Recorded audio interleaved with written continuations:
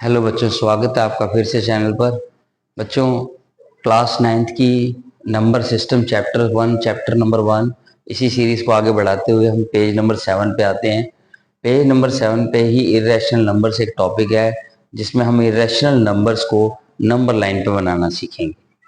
तो irrational numbers में हम सबसे पहले जो एग्जाम्पल भी है उस एग्जाम्पल में √2 को नंबर लाइन पे बनाना सिखाया है, वो मैं आपको सिखाता हूँ।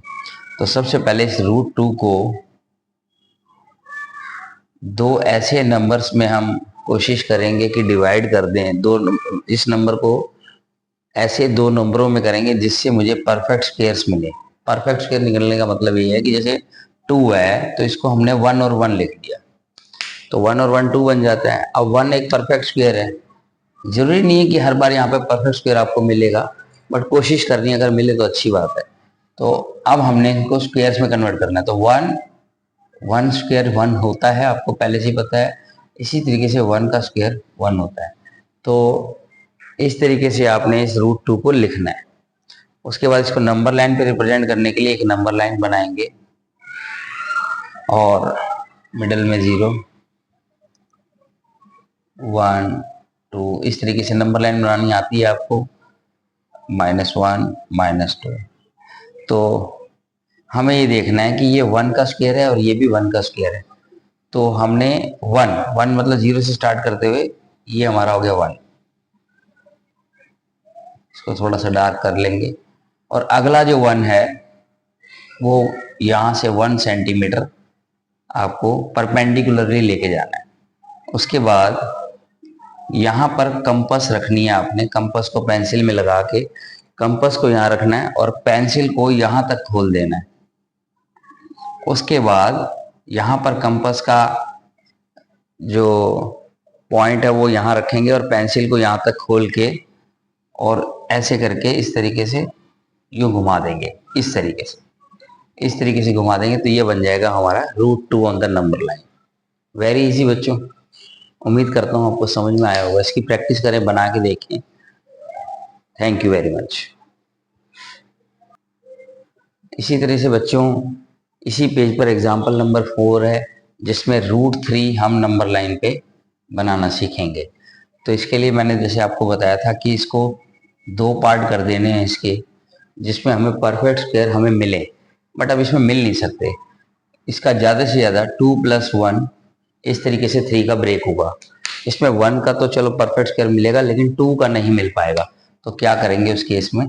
उस केस में जिसका नहीं मिलता उसके ऊपर हम रूट लगाएंगे और स्क्वायर लगा देंगे। अब √2 का स्क्वायर 2 ही होता है, याद रखना हमेशा। स्क्वायर से रूट कट जाता है क्योंकि रूट मतलब होता है हाफ पावर। अब जैसे मैं थोड़ा सा बताता हूँ, जैसे 2 रूट का मतलब और इसके ऊपर स्क्वायर है, तो रूट मतलब होता है हाफ पावर और ये आपकी पावर बाहर 2 है, तो 2 से 2 कट हुआ तो 2 की पावर 1 होगी, यानी दैट इज 2 हो गया। तो यानी 2 जो है हम √2 का स्क्वायर लिख सकते हैं। किसी भी नंबर का जब हमारे पास परफेक्ट स्क्वायर नहीं है तो उस केस में हम क्या करेंगे, इसके ऊपर रूट लगा के स्क्वायर कर देंगे। जैसे मान लो यहाँ 3 होता तो 3 के ऊपर रूट लगाते और स्क्वायर कर देते। फिलहाल 2 था तो 2 के ऊपर रूट लगा के स्क्वायर कर दिया। 1 तो परफेक्ट स्क्वायर है ही है बच्चों। तो अब इसको हम नंबर लाइन पे रिप्रेजेंट करेंगे, तो देखते हैं कैसे होगा। तो एक नंबर लाइन बनाएंगे, वही फिर से 0 1 2 3 4 यहाँ -1 -2। तो अब सबसे पहले हमें √2 बनाना पड़ेगा, जो हमने पिछले एग्जाम्पल में सीखा था। तो √2 का आपको पता होना चाहिए। तो √2 में हमने क्या किया था, 1 सेंटीमीटर तक लिया था यहाँ पर, और फिर ऊपर भी 1 सेंटीमीटर बिल्कुल परपेंडिकुलरली।